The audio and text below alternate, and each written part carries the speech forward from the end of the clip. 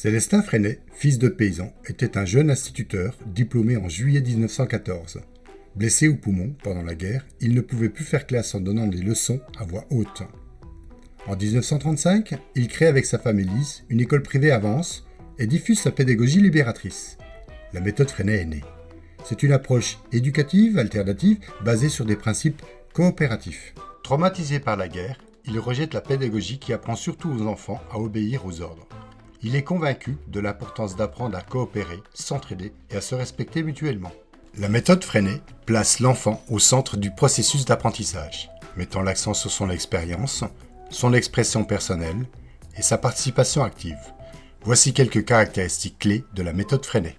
Tout d'abord, la pédagogie coopérative. C'est à plusieurs que l'on apprend tout seul. Elle encourage la collaboration et l'interaction entre les élèves.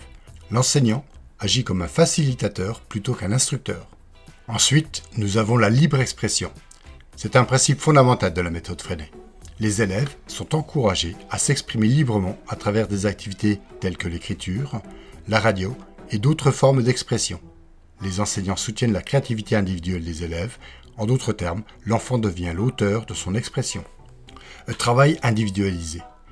Il reconnaît la diversité des élèves et favorise un enseignement adapté à chacun. Les enseignants ajustent leur méthode pour répondre aux besoins individuels des élèves, encourageant ainsi un apprentissage plus personnalisé. Chaque élève a son plan de travail. Celui-ci est un excellent moyen de garder les élèves concentrés sur leurs tâches et d'améliorer leur productivité. Le tâtonnement expérimental. Le mouvement Freinet considère que les enfants peuvent créer eux-mêmes leurs connaissances. Ils savent parler sans que personne ne leur apprenne, savent marcher, se tenir debout, monter et descendre des escaliers tout seuls parce que c'est dans la nature d'apprendre. De la même manière, les élèves sont encouragés à apprendre par l'expérience, valorisant ainsi l'expérimentation. Les découvertes et les erreurs comme des parties intégrantes du processus d'apprentissage, les enseignants, eux, facilitent l'exploration et l'investigation. La correspondance scolaire. C'est un élément clé de la méthode Freinet. Cela permet de favoriser la communication entre les classes pour promouvoir des échanges culturels et la compréhension mutuelle. De la même manière, les classes peuvent aussi échanger avec des groupes scolaires de milieux géographiques assez différents. Cela permet de favoriser l'apprentissage du français de manière ludique grâce aux différents supports.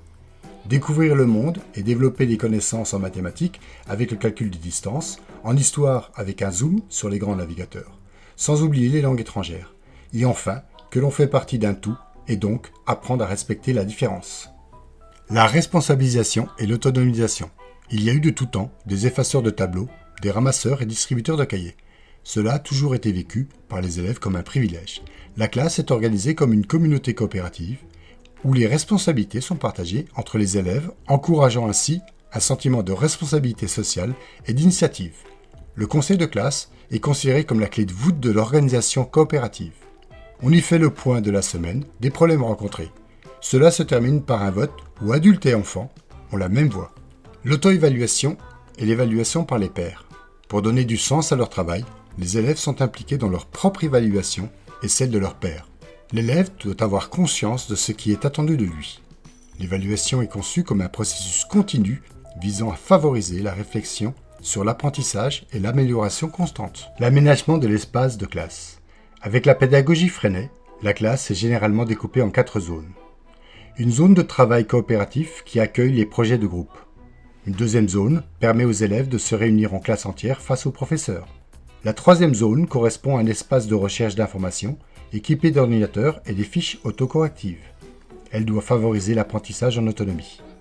Enfin, la dernière zone, la bibliothèque. Cet espace est structuré de manière à faciliter la circulation. Je ne peux pas terminer cette capsule sans vous parler des 30 invariants fondés par Célestin Freinet en 1964. Ces principes sont là pour guider la pratique de la méthode Freinet. Je ne peux pas tous vous les citer, mais en voici quelques-uns. Numéro 2. Être plus grand ne signifie pas forcément être au-dessus des autres. Numéro 10. Ce n'est pas le jeu qui est naturel à l'enfant, mais le travail. Numéro 15. L'école ne cultive qu'une forme abstraite d'intelligence. Numéro 20. Parler le moins possible. Numéro 21. L'ordre et la discipline sont nécessaires en classe. Et enfin, numéro 25. La surcharge des classes est toujours une erreur pédagogique. En résumé, la méthode Freinet met l'accent sur la participation active des élèves, la créativité La coopération et l'apprentissage par l'expérience créant ainsi un environnement éducatif démocratique où les élèves sont encouragés à développer leur autonomie et à contribuer activement à leur propre apprentissage. Voilà, j'en ai fini avec la méthode Freinet. J'espère que cette capsule t'a plu. N'hésite pas à me laisser un commentaire, activer la cloche et à partager cette vidéo. Ce n'est pas grand chose, mais ça fait la différence pour la chaîne. Merci et à bientôt.